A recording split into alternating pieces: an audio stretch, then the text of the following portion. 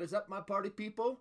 Welcome to the first episode of this Stranger Things reaction and mini review series I'm doing for season 5.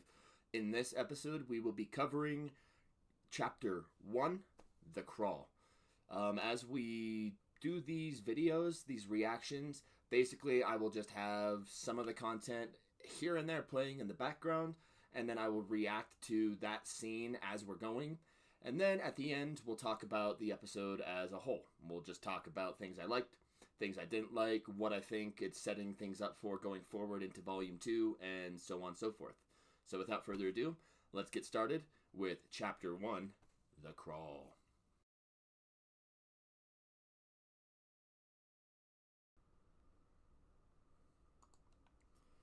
So the CGI work in the beginning here is not awful, but it's definitely a little uncanny. Will looks amazing sometimes, and then other times he doesn't quite look like himself entirely. Not a massive gripe, just a minor little one. Season 4 kind of had the same problem where 11 sometimes looked spot on, and then other times looked a little weird. That just kind of comes with the territory.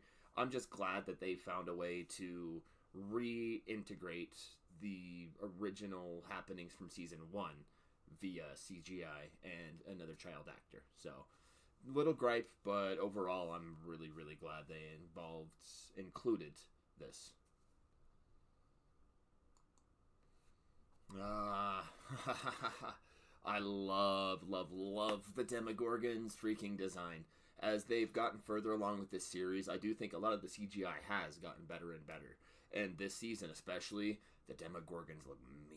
You get so many close-up shots of them. You get so much with them. Oh, they look mean.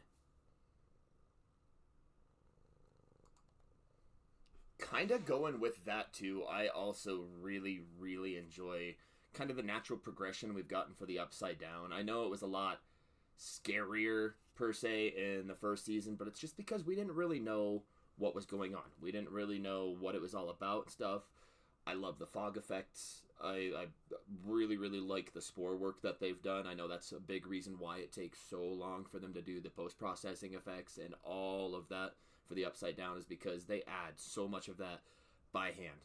They, like, frame by frame, pay attention to all the small details and really make the place look imposing and dark and foreboding. So I really appreciate that it stayed consistent and has stayed as spooky as it actually is. Oh, and there we are at the library again. So, again, I really enjoyed the beginning of this episode, how we're going back to season 1 and kind of seeing how Will got captured, what exactly happened to him when he was in the Upside Down. That being said, too, I feel like the library is going to play a very crucial role in Volume 2. I feel like we're going to be going back there, whether it's Will going back and doing investigating. I could be wrong, but I do feel like that library is going to be super important. Just the fact that we had that entire shot where it pans down slowly on the library and really focuses on it for a few seconds. I feel like we will be seeing it again with the group or in his now memories or something like that. And that will be a crucial step to them locating where the hive mind is. Again, could be wrong, but I've got a hunch.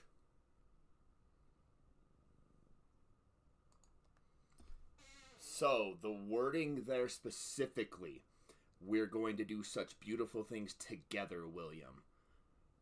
Keep that in mind, because this entire time he hasn't been setting out to kill him. He hasn't been setting out to do, obviously he's been really messing with him mentally, but just keep that wording in mind for Volume 2 and the finale. We are going to do such beautiful things together, William.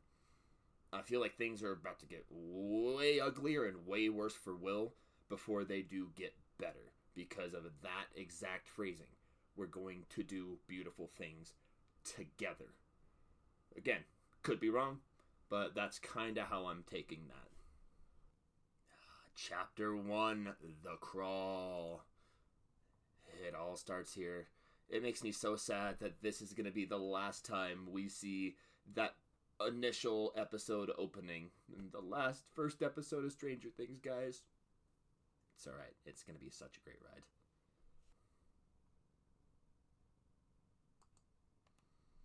So the moment she saw this guy standing outside, I don't know if it's just because I've seen the show and kind of understand their writing style, or because I kind of realized where they're going with this. I knew instantly who this was. Also from like previews and stuff like that. Like it was pretty easy for me to guess who it was. Obviously, if you're watching this video, you've seen the episode and all the rest of them, so spoilers I'm about to let out. But I knew from the moment that she saw this was Henry. I think I also maybe had seen background footage or something before the series came out, but this instantly intrigued me because I'm like, okay, so where is this going? Why is he showing up as himself? I love the song that they use during this so much. Kids is one of my favorite songs that they use throughout the series, and I love that each season gets its own rendition. It really brings that nostalgia just flooding back. It really fits the tone of like the simpler, slower times at the beginning of each season. And like I said, it's just so nostalgic. I love it. I absolutely love that song.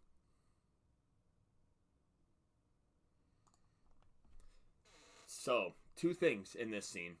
One, I just love the bacon moment. Absolutely love the bacon moment. The plate gets down to Ted and he just gets nothing. He gets a little scrap and he's like, really? Freaking really? He remains just deadpan and just sarcastic as ever, and I love his character. The other thing about this scene, she's reading A Wrinkle in Time. So my first watch, already the first watch, I knew that The Wrinkle in Time would have something huge to do with the plot of this. It's kind of where we've been going anyways, since last season had a lot to do with clocks and time and stuff like that. As soon as I saw her holding that book, I knew that we were in for a treat when it comes to like time travel, time dilation, wormholes, something like that. We've already alluded to some of it, but I'm really, really excited to see where it goes in volume 2 of the series. Are we actually going to have a wormhole that goes between different time periods? I mean, the Upside Down, yes, it's stuck in 1983, but they're not going back in time. Time is still progressing forward. It's just stuck in that moment in time. So are we going to like find ways to enter a wormhole and go back in time to stop all this before it happens? What are we doing with the reference to Wrinkle in Time? I'm really, really excited to see that. So I love that we've got Robin and Steve back together again. I've always thought they've been a great duo. They match up perfectly, and they're in yet another job with one another. I also thought this was a really great way to introduce the military and what's been going on with them since the big event happened in Hawkins and the freaking stuff was just spewing into the sky. I thought it was a great way to introduce the compliance and like the different rules that they've set aside for people and that they're all under quarantine now. It really just thought it was a fun little introduction. Robin's hilarious. She's very, very quirky, and this just continues the trend of her just being quirky and fun to watch. So,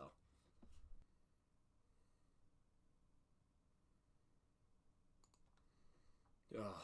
So that breaks my heart a little bit. Just from the get go, this first call with Dustin, throwing a little more attitude at Steve. You can tell his character is completely different since the death of his friend. It's really, really affecting him. We'll touch more on that as we go through this specific episode, but it just breaks my heart to see not only how the interaction with Steve and Dustin has degraded a little bit, but also how he's just not himself. He looks like Eddie, which I love. I love the callback. I love that he's taking on a lot of the features that Eddie had, but he just seems so downtrodden and sad. It definitely breaks my heart seeing Dustin like this.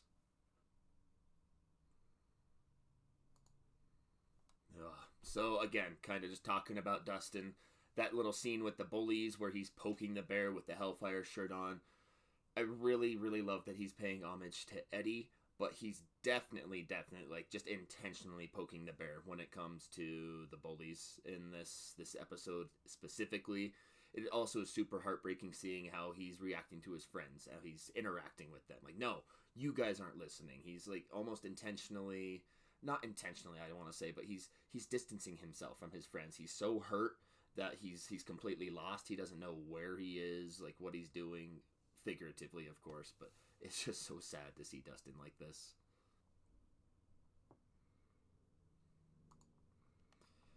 So I mean, I think we all knew that this wasn't going to be 11. They're not going to catch her right at the beginning of the fifth season. But I really enjoyed this scene that it's placed in here to show just how desperate the military is to find her. They have been tracking her and cannot find her. They are literally anyone that even looks slightly like her, anyone that they think could be her, they are going after. It shows just how desperate they really, really are to finally track this girl down.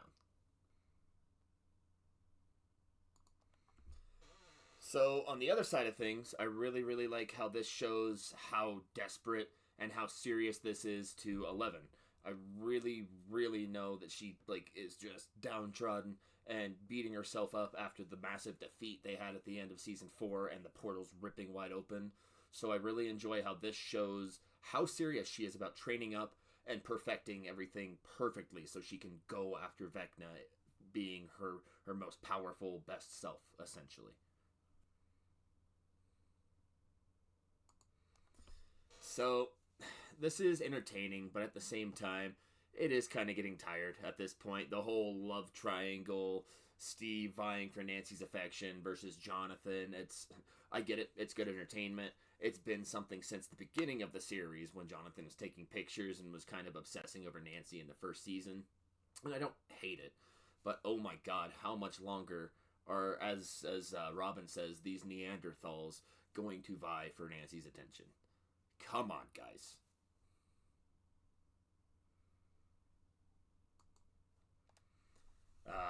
Murray. I adore Murray. I'm so glad they found a way to incorporate him into this season. I love Murray. He's just freaking hilarious. I adore Jonathan, Nancy, and his relationship and how they bounce off each other. Still to this day, I just always remember that line from season 2. So, how was the pullout? And Nancy and Jonathan are both like, like golden, just golden. I absolutely adore Murray, and I really am really excited to see how they're going to utilize him further into the season, being more than just a supply and info man.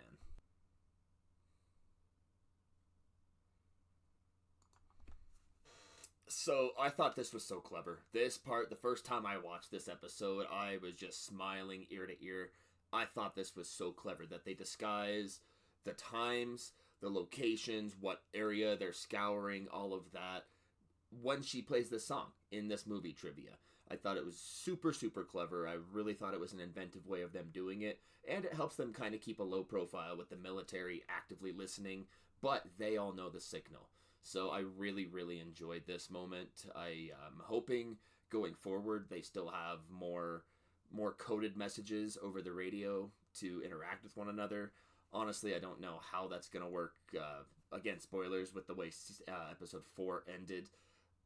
I feel like they're all going to kind of be really tight knit and together at this point, but I do love the utilization of the radio tower and do think that that radio station is going to be really important going forward into Volume 2.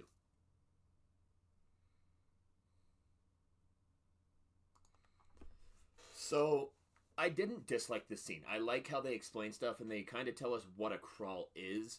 One of my, not gripes per se, but something I've noticed, especially going more and more into Stranger Things season 4, this season, there's a lot of exposition. They spend so much time explaining the plan that when the plan actually hits, it almost feels like you've seen it already. Like, oh, okay, well, this has been thoroughly explained. Don't mind it here and there, but this season especially, I have noticed there is a lot of explanation before they actually go through their plans. I do appreciate it on the side that it's all the characters really reinforcing the plans with each other. I really, really do appreciate that. But as the viewer, after about the third, fourth time where they go over the plan exhaustively every time, it does start getting a little tired. You're like, all right, like let's just show the plan. Have trust in the viewer. You don't have to explain it to us before you show it to us. Minor gripe, I still love all the scenes where they do end up doing that, but it's something I've noticed becoming more prevalent.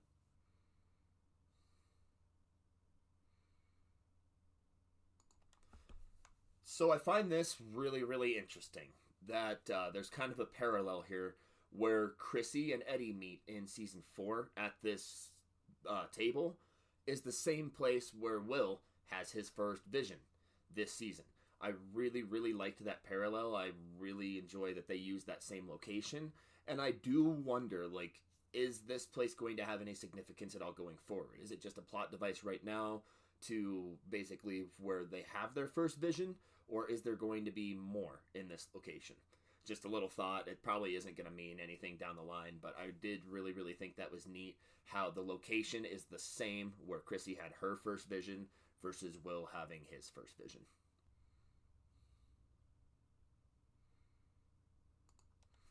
So I thought this was a cool little plot device. I did really enjoy meeting Dr. K for the first time. I like to see how organized and set up they are, especially in the lab itself, and how she's like hands deep in messing with a creature from the Upside Down. So it shows how dedicated she is to figuring all of this out and what exactly is going on. Plus, I really, really liked this reveal. I, again, smiled ear to ear the first time I watched this episode when it zoomed out through that fan and you saw that they have a full-ass base in the Upside Down.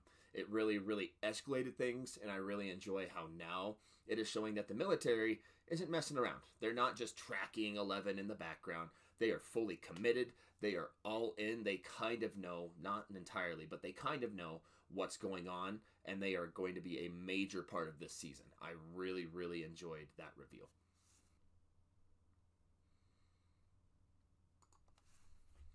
I also found it very, very interesting that the tunnels are back in such full force in this season. I, again, have really, really been enjoying all the callbacks to previous seasons, how much they've been honoring the entire legacy of this show, and how we're seeing locations that we have not visited since season 1, season 2.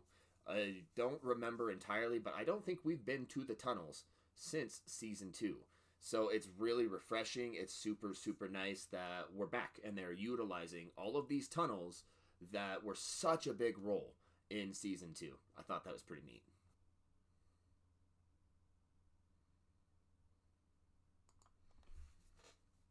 I adore every scene with Hopper and Joyce. I adore them so much. I am so glad that after all of these seasons that they are finally actually together. I adore it. Anytime they are on screen, I'm just in love. Make such a great pairing. I swear if anything happens to either of them, Duffer Brothers, I am coming for you. But no, in all seriousness, I really, really enjoy anytime that Hopper and Joyce are on screen. And I do truly, truly hope that they both make it through the end of the series and they can finally, finally live their lives happy with one another. I know Hopper, I know Hopper has his trauma, but I just want him to be happy. And Joyce, God, after everything she's gone through, just want her to be happy too.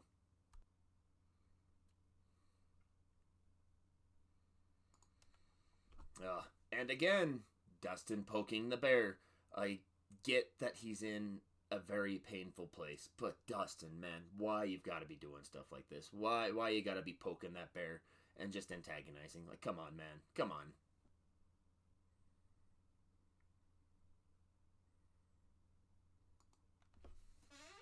So this moment between Holly and Mike, I absolutely adored.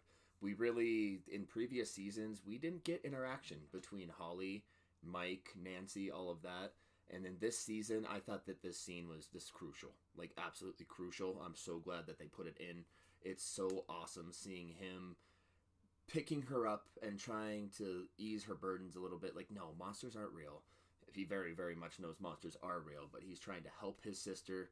He literally gives her the little figure for Holly the Heroic, which, again, spoilers for upcoming episodes and probably beyond. We know that Holly the Heroic is going to play a major, major part in this season. Already when she ventures into the forest later on, and then hopefully later on too, if she does end up escaping that dimension.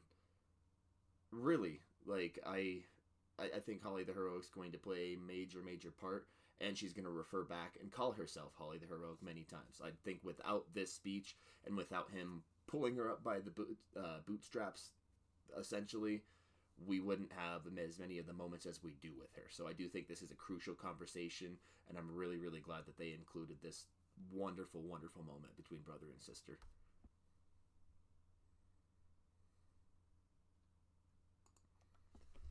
So Lucas continuing to be an MVP. It's been, for all accounts and purposes, it's been forever since Max has been in this coma. Like it's probably felt like a lifetime to him, and the fact that he's still there, that he is still by her side, that is just amazing, absolutely amazing. That's one of the things about this show I love the most is it shows like the power of connection.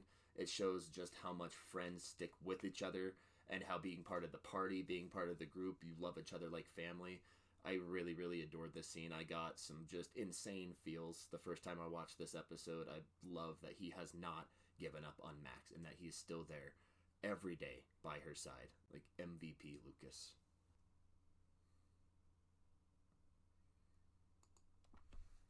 So this scene. I'm so glad they included this scene. We are finally getting some traction on Will's character arc. Plus, I feel like this is so earned for Robin. I really want her to find her happiness. That scene between her and Steve in the bathroom in season 3, and just her expressing herself and pouring her heart out so much about her struggles, I feel like this is so earned after what a great character she has been. And again, I think it's going to be so crucial for the rest of the season where Will finally just gets to be himself.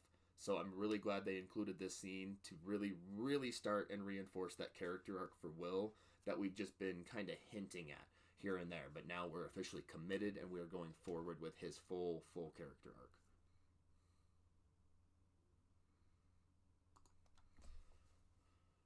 So this scene. This is definitely the fruits of what Dustin has been doing to quote unquote poke the bear. This is the consequences that have come from that.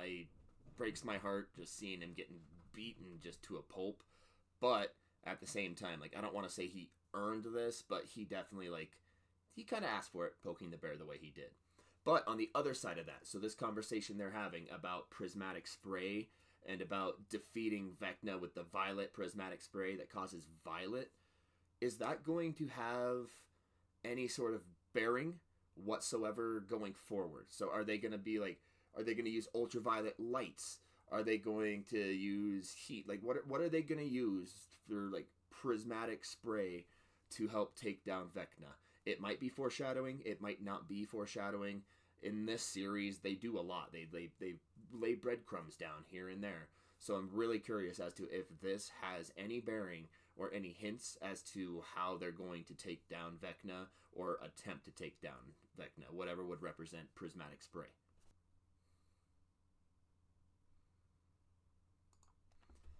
So, I hope that this is foreshadowing in this scene too. I love this conversation between Mike and Elle.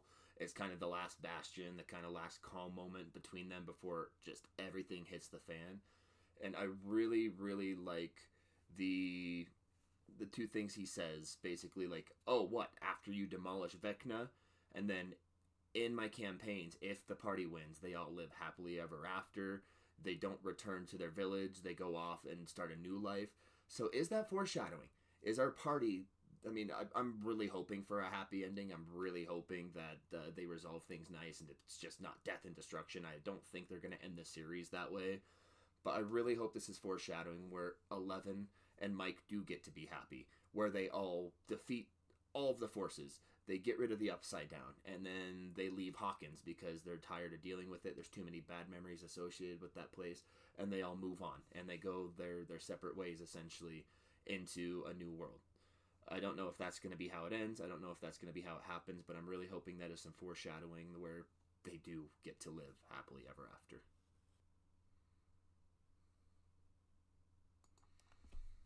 So another amazing Hop and Joyce moment.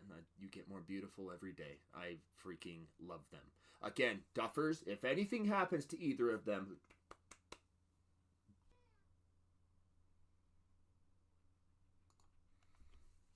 So I really do. From this moment on, the rest of the season is just go. I do really enjoy this scene, but I've got just one small gripe with it. I guess, again, gripe might be too hard of a word to express how I feel about it, but this is the 37th crawl they've been on. You're telling me they have done this 37 times, and all of these really highly trained military soldiers have not spotted Hop sneaking into the back of the convoy.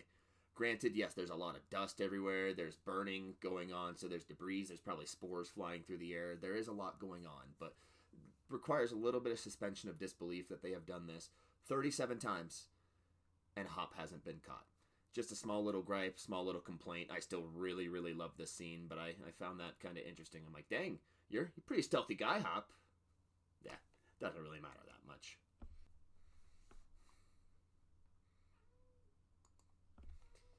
So, cool little Easter egg. I can't be the one that takes credit for this. I've been kind of seeing like little Easter eggs posted on TikTok and YouTube here and there, but I thought it was really entertaining that in this part they went at 88 decibels.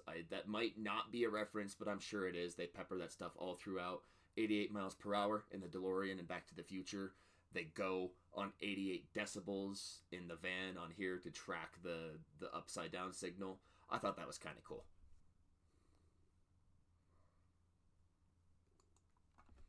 Oh, I love it. Here we freaking go. He's getting his goosies. Really, really nice shout out to Noah Schnapp. His performance this season, I thought, is just incredible. Just incredible.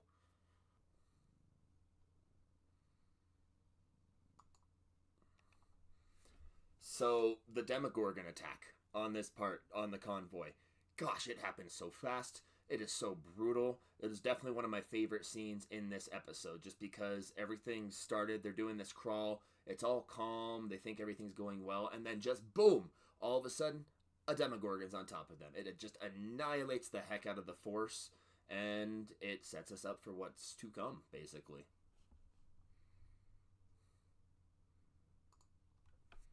Oh, I love to in this season that we really get to see from the point of view of the Demogorgons a little bit more and the creatures. I really enjoy that, like the true sight or that's what it's called, true sight that Will has. This scene, oh my god, the hair stood up on my arm. I was not screaming, but I was like, no! As soon as I saw the Wheeler house pop up, I knew that shit was about to just hit the fan. It's so well done. This episode really, really ramps up in the last about 15-20 minutes.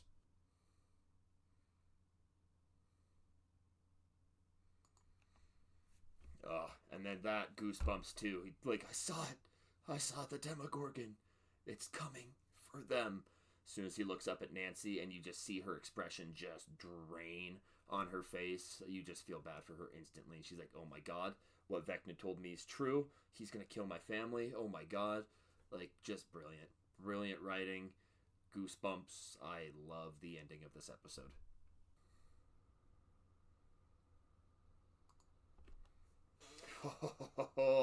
And that ending, that cliffhanger is brilliant.